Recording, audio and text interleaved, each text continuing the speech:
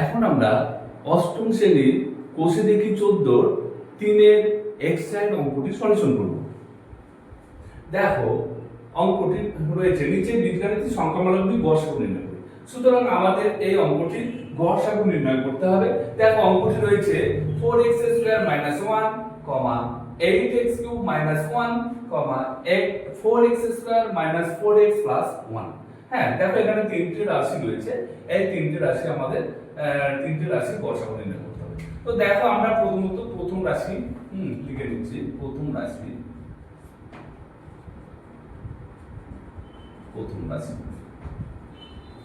হ্যাঁ, কত রয়েছে না 4x² - 1।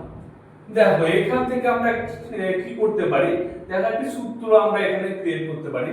হ্যাঁ, দেখো সূত্র বানাতে পারি। দেখো এখান থেকে দেখো 4x² - 1, তাহলে এটাকে আমরা 2x তার স্কয়ার করতে পারি। দেখো হ্যাঁ, তার কারণ হচ্ছে 2 তার স্কয়ার মানে 2 দুগুণে 4, আর x এর সঙ্গে x স্কয়ার গুণ করলে x স্কয়ার। হ্যাঁ, x স্কয়ার থেকে ব্র্যাকেট তুলে দিলে x স্কয়ার হয়ে যাচ্ছে।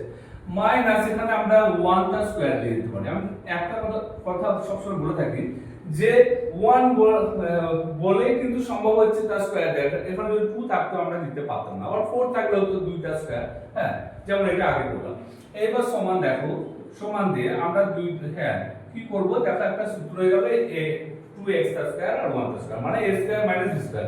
কি formula a plus b into a minus b, তার মানে a মানে হচ্ছে 2x, তাহলে 2x প্লাস একবার 1, b মানে 1, আবার 2x মাইনাস একবার 1 হলো। তাহলে আমরা প্রথম রাশি পেয়ে গেলাম। এবার দেখো দ্বিতীয় রাশি।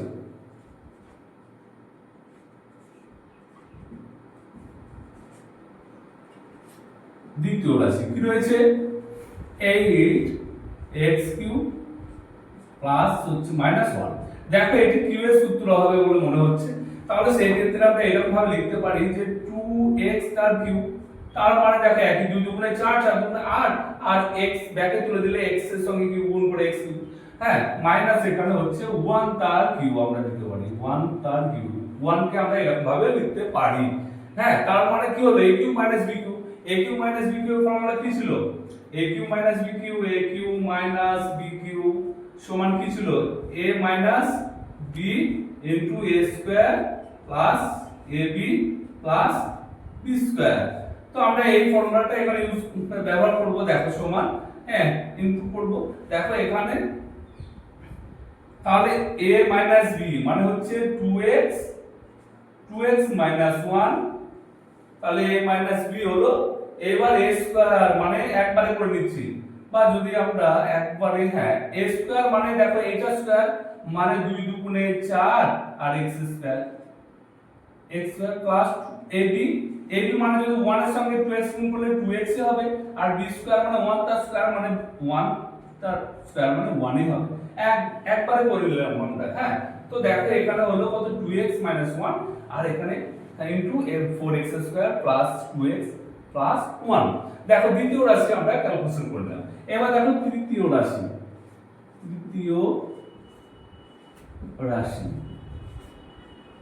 কত রয়েছে তৃতীয় রাশি। দেখো 4x²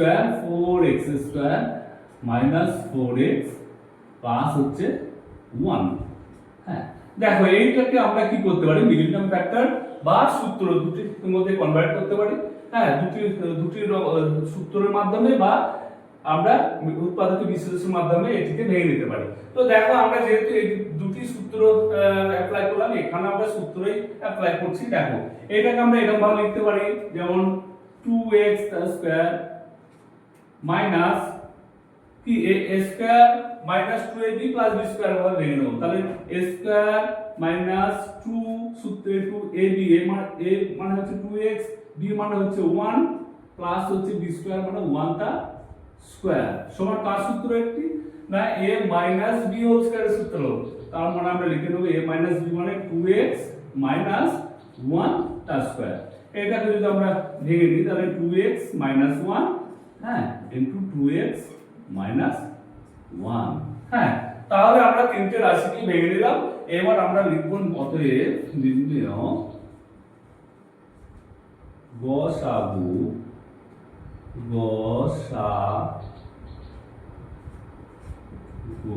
সমান কত? দেখো তিনটের মধ্যে ম্যাচ করবে সেটি গসাগু হয়, তাহলে 2x প্লাস 1 2x, আচ্ছা 2x প্লাস 1 নেই, 2x minus 1 2x minus 1 2x minus 1, তাহলে আমরা লিখব, হ্যাঁ দেখো 2x মাইনাস 1, তাহলে 2x মাইনাস 1।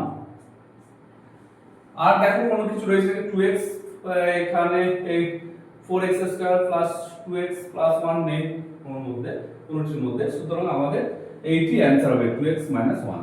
হ্যাঁ, তাহলে 3 এর x এর অঙ্কটি আমাদের সলিউশন হবে।